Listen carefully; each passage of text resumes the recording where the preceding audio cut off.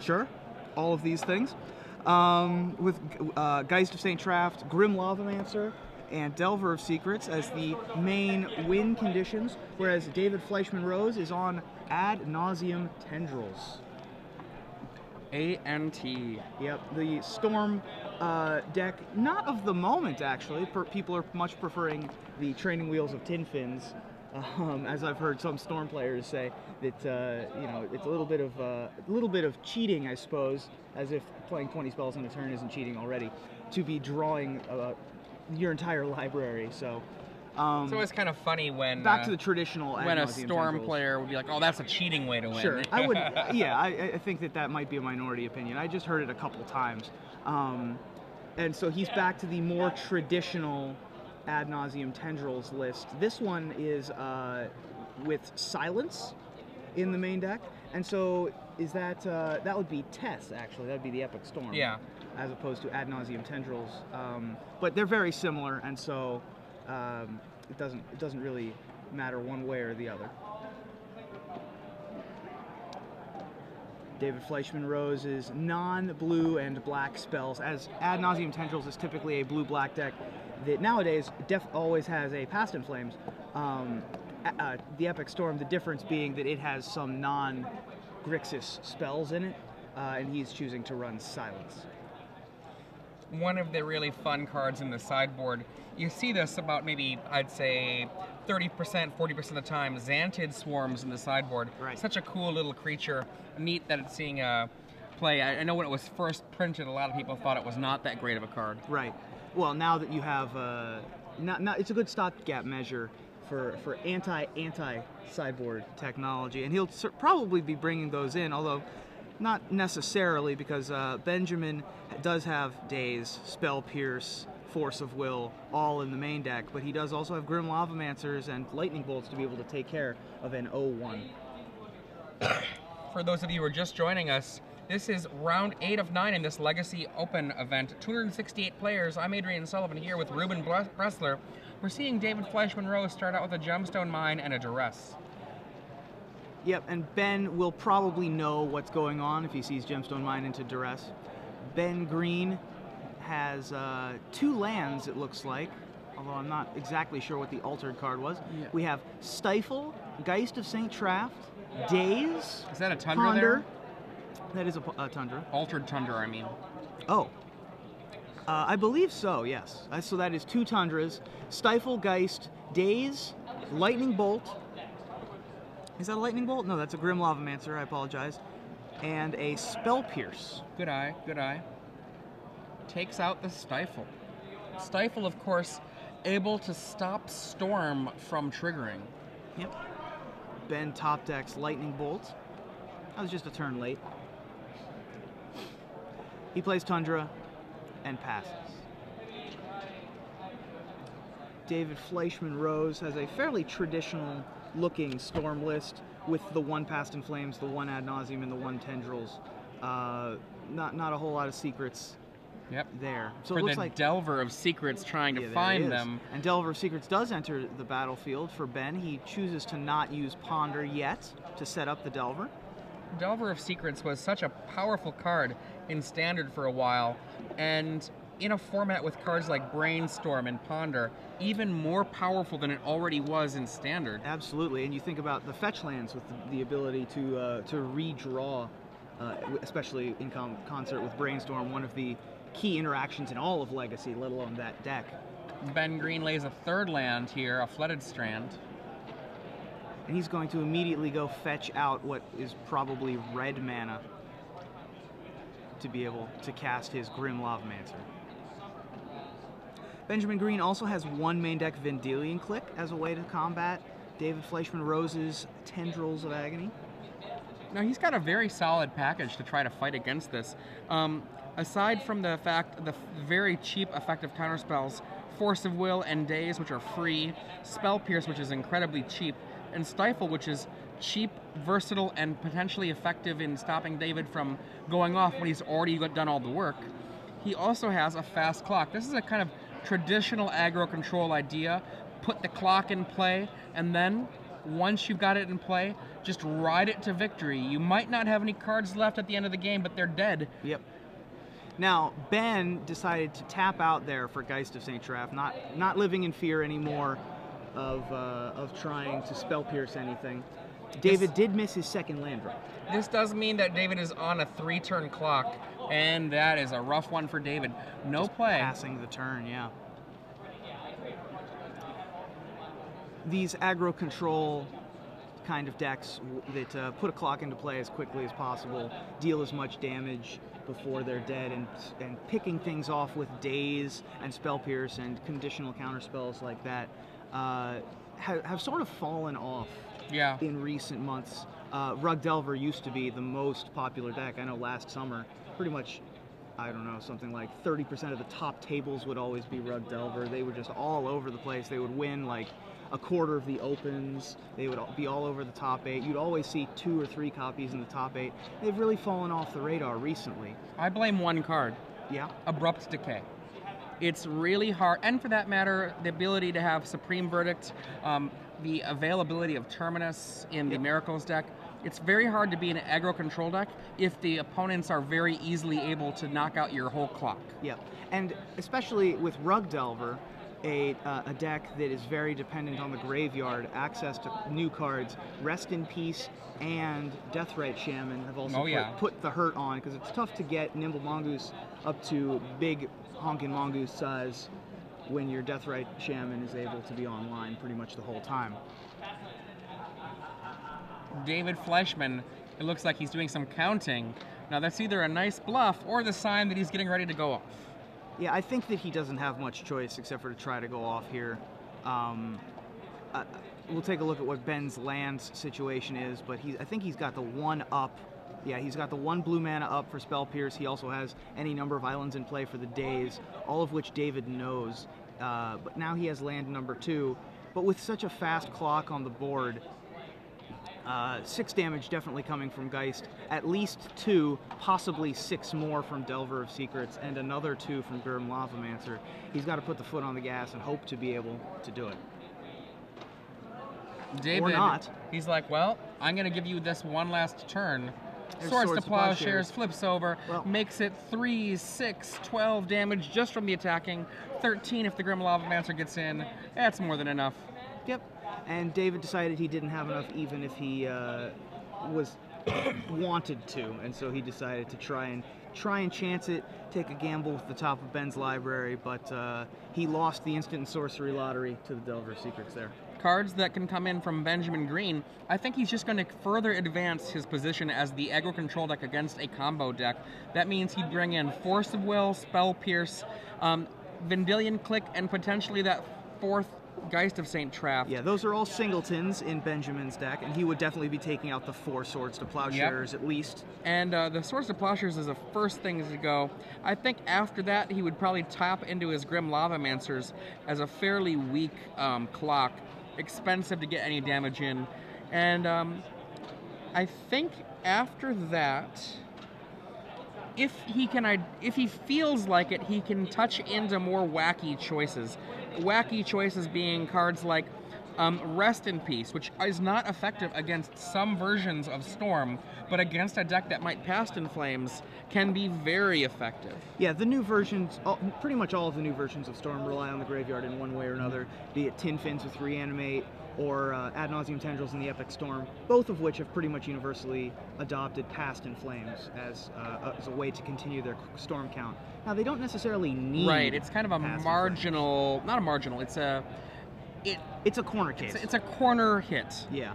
Rest in Peace, Tormod's Crypt, Grafdigger's Cage are all 1-ofs in Benjamin Green's sideboard. None of them are particularly good. I wouldn't bring them in. Yeah. On the other side of the equation, David Fleischmann, he does have Xantid Swarm to be able to get the way clear, and unfortunately his opponent is a creature deck, so attacking with a Xantid Swarm is usually going to be a slightly rougher proposition. But he does have what we talked about earlier, Abrupt Decay, as a means to fight all kinds of cards, but it can be a way to chop off the wings of a flipped Delver without having to fear for anything going wrong. Abrupt Decay usually comes in to be able to deal with counterbalance. Right, of course. Which Benjamin doesn't have, but David doesn't know Ben doesn't have, because oftentimes these decks will have them in the sideboard as a way to stop combo decks. And with the popularity of combo recently, that's certainly a possibility. Well, Abrupt Decay can kill any of those cheap, anti-combo cards. Yes. I think one of the reasons I'm kind of looking at this, we haven't really seen the kind of aggro-control-y deck in a while. Xantid Swarm is very good against those control elements, those counter spells, but he doesn't really have any other way to interact with the fast clock, so the problem that comes with that thing I was just saying is, of course, he's just faster being a combo deck himself than slowing himself down with an Abrupt Decay. Yeah, I agree. I think that you start taking out pieces. This is one of the big problems of being a combo deck, is once you start taking out pieces of your combo deck for sideboard hate, you stop being the combo deck. Exactly. And so if you're replacing your silences with Xantid Swarms, for example, which doesn't make any sense. Yeah, there's not a whole lot of stuff that you can cut to get Xantid Swarms. I think Gitaxian Probe might be one of the only things he can wiggle with. Yeah. Because that 2 life can sometimes just be too much. David Fleischmann is running the full 4 Gitaxian Probes. I would imagine that no more than 4 cards come in any one matchup. And a whole ton of his sideboard is Burning Wish targets, which generally speaking won't come in anyway, so it can stay in the sideboard. About the only time you bring in a Burning Wish target is if you don't think you'll have time to tutor for it, and it's going to be useful for you in the first place. And looking at his sideboard cards, Empty the Warrens, probably better on the board. Tendrils of Agony, probably better on the board. Pyroclasm might actually be reasonable to board in, because there might not simply be time to Burning Wish for Pyroclasm, yet just drawing it off the top could be useful. Well, I think that certainly more against Ben's deck than the traditional Rug Delver decks. Pyroclasm is a better option, just for the sole fact that Geist costs 3 mana. And that's his fastest clock, assuming he doesn't blind flip a Delver on turn 1. But even with a Delver, Pyroclasm is quite the good choice. That's the main reason why I don't think Abrupt Decay is going to come in. Right. He can't hit Geist of St. Traff. He can't hit Geist of St. Traff. Yep. I think that Xantid Swarm would be probably the only really good choice for David. Although casting it and then meeting a flashed-in Vendilion Click would be quite an awkward situation. I actually do like bringing in the Pyroclasm. Spending 4 mana to get a Pyroclasm off seems unlikely against Ben Green, but just randomly drawing it, that seems like that would be fine almost all the time. That's fair, yeah. Burning Wish for Pyroclasm much better against the graveyard, or against the combo hate creatures like Gadokti, yes, Thalia, and either Sworn Canonist. Yeah. Even if it takes a turn or 2 to be able to actually you're still going to have the time. Exactly.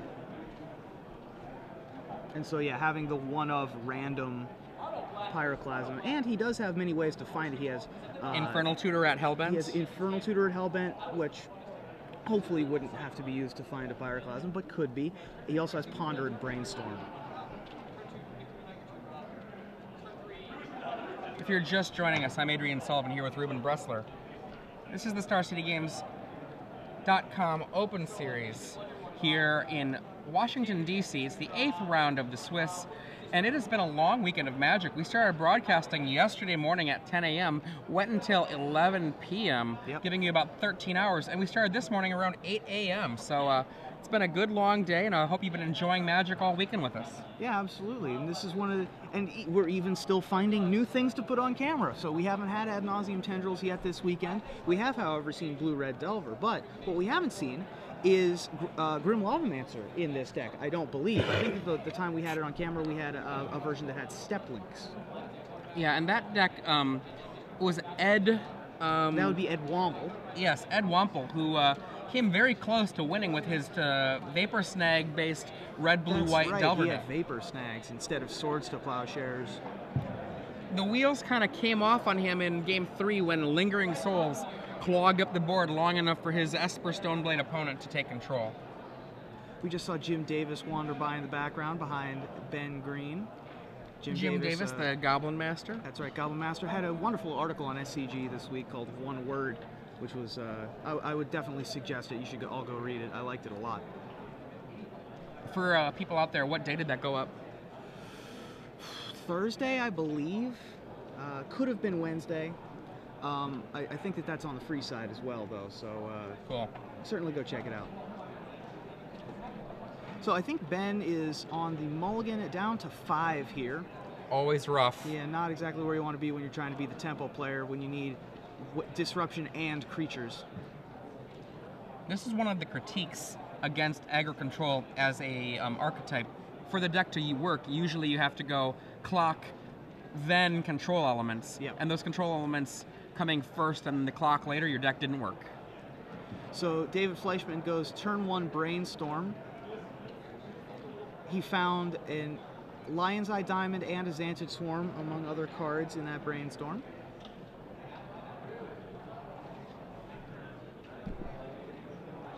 Using it a lot like a ponder there, just to sort of sculpt his hand, see where he's at.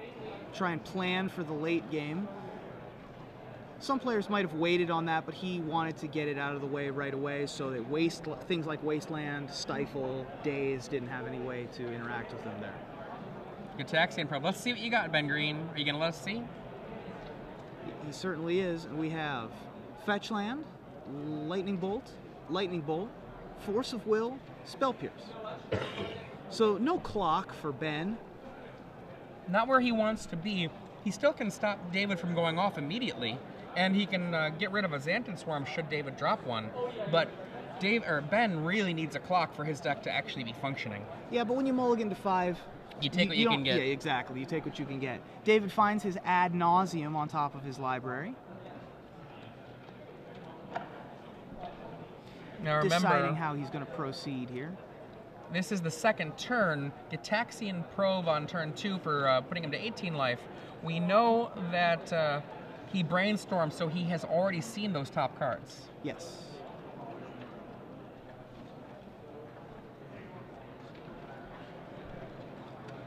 I think there's a discussion about the nature of the dirt on Ben Green's sleeves. Try. Oh, the spotter. We've lost connection with our coverage laptop is the problem. So David's hand includes Xantid Swarm, and he didn't cast it there, which I find a little bit weird. I mean, I haven't played enough Ad Nauseam Tendrils. You'd have to figure out. You'd have to ask someone who knows much more about Storm than I do. You'd be better off with Adam Prozac in the booth, for example. But why would you not play Xantid Swarm there off of your Gemstone Mine? Well, I mean, he knows that there's the Lightning Bolt in play, but that's always going to be there. Yeah. Gosh. I guess, again, I would want to speak to an expert like Adam Prozac, but he might want to be in a position where he puts down 2 at once. Okay. Try and choke Ben on mana just in case. So here's a Brainstorm from David Fleischmann Rose, trying to dig for land number 2. Finds Lotus Petal, Duress, and Silence. So does not find it. Brainstorm locking himself into the library again. It's always one of the most frustrating feelings when you cast Brainstorm, see nothing that you want to use, and nothing to shuffle with. Yeah, but David isn't facing down any clock of any sort yet. That can change very quickly. Oh, absolutely. We see a Volcanic Island come into play for Ben Green.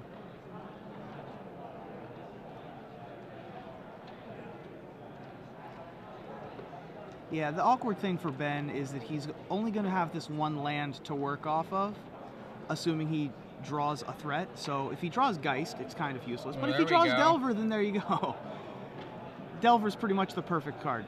Right, he does not go for that, though.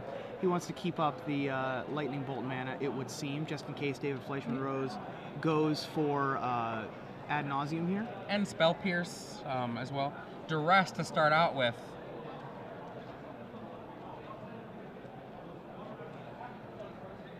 Ben Green looks like he's going to Spell Pierce that Duress. There it is.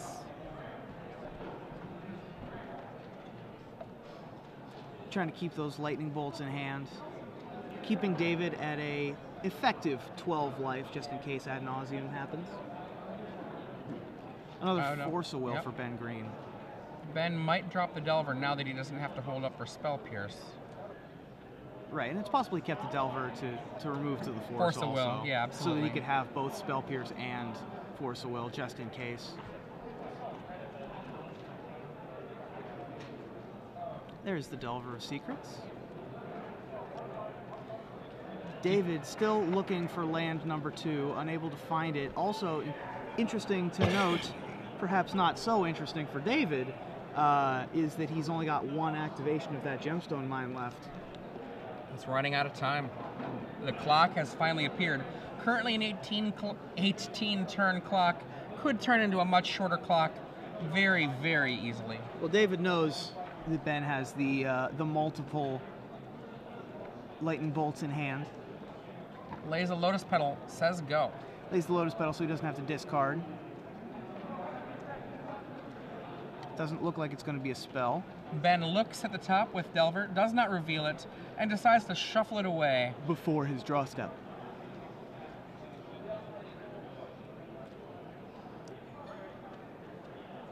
I think we're going to see a second volcanic island.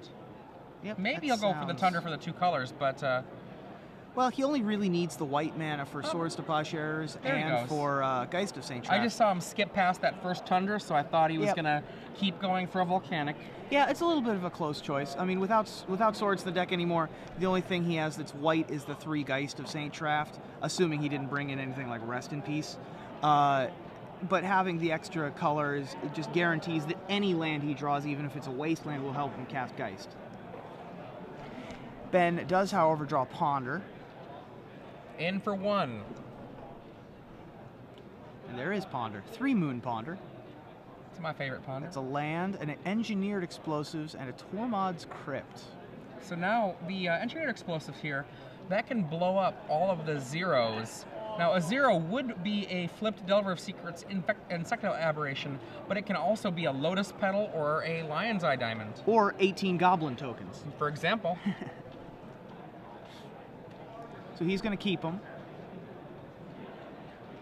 Stifle, is that a part of that That was the too? 3rd one, was Stifle, yep. Nice. So he's got Force of Will Stifle up now. Still locked into his deck is David Fleischmann. Perhaps out with a whimper. Wow. The Ad Nauseam deck is. Ponder. Ponder. Cashing it in. Go ahead. He's going to let the Ponder resolve. Land. Burning Wish.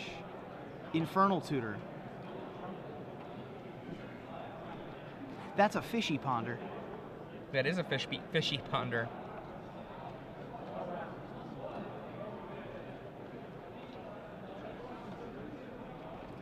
David, I don't think he has a choice but to keep this and take the fetch land, even if he wanted the Burning Wish. Gets the fetch land.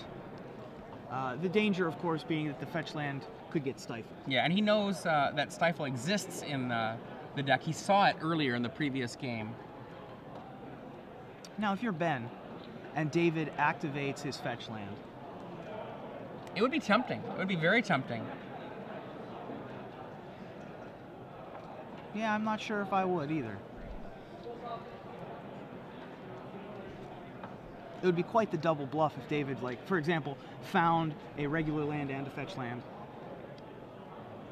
baited out the Stifle on the fetch land in order to try and go off later on. And you see a lot of mana in David's hand. I see a Lion's Eye Diamond. I thought I saw a Dark Ritual. I thought I saw a second Lotus Petal. If he has a second Lotus Petal, he has Dark Ritual in hand, he could go for the Ad Nauseam. He's thinking. He does have to be careful, though, because Ben still does have those Lightning Bolts in hand.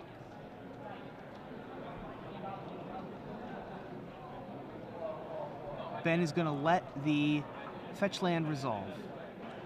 Or is he? Oh. So David picked up his deck, assuming...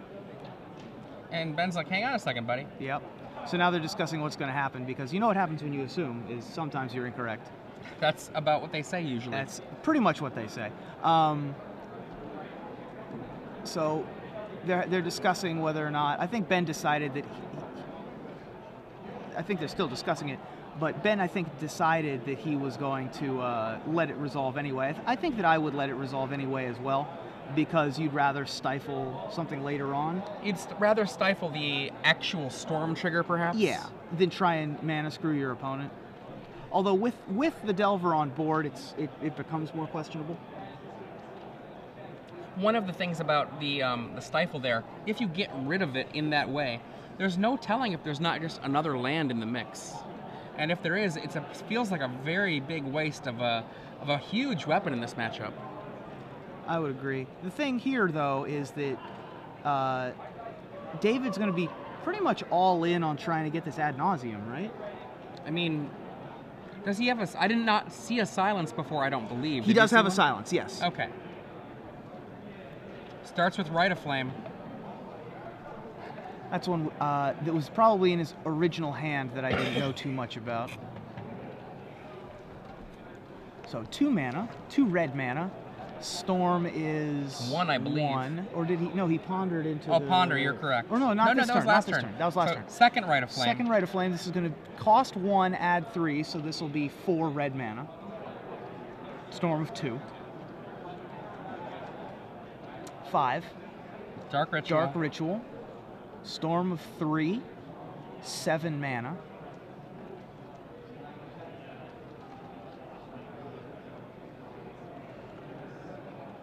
I would expect the Lion's Eye Diamond next.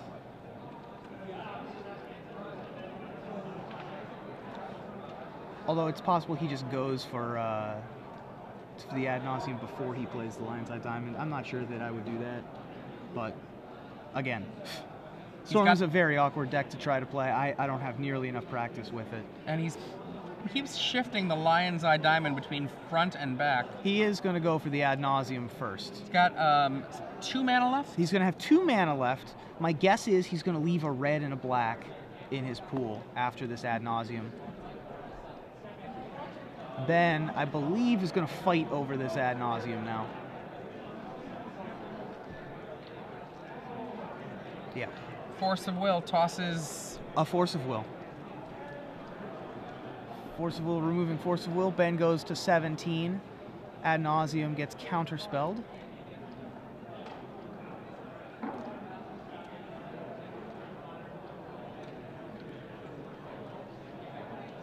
So that's still Storm of 5. Yep.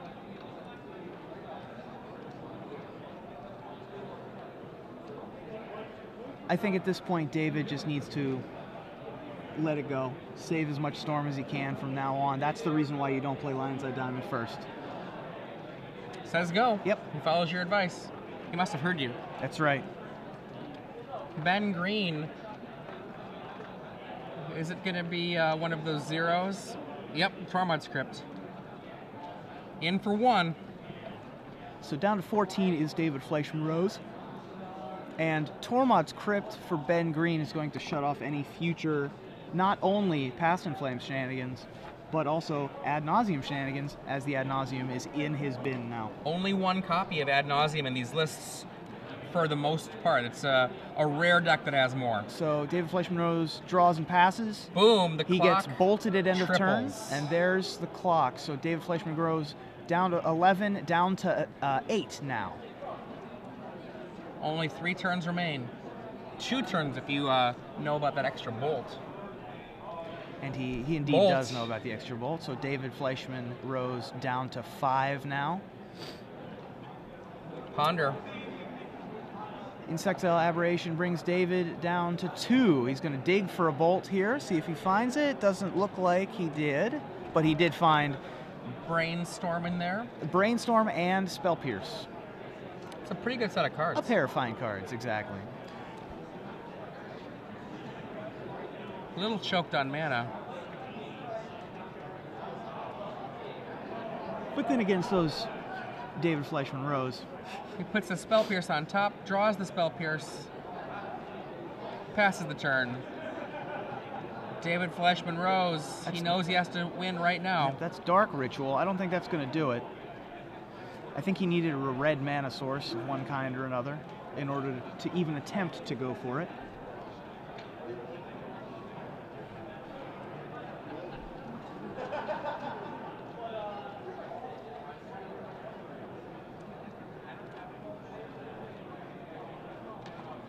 David Fleischmann Rose on the right, trying to come back after a anemic start against Ben Green.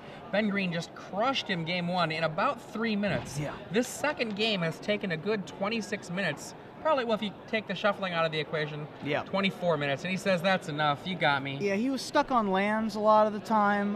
He didn't really have a chance in either of those games. That matchup is usually a little bit closer, but still favors the Delver deck.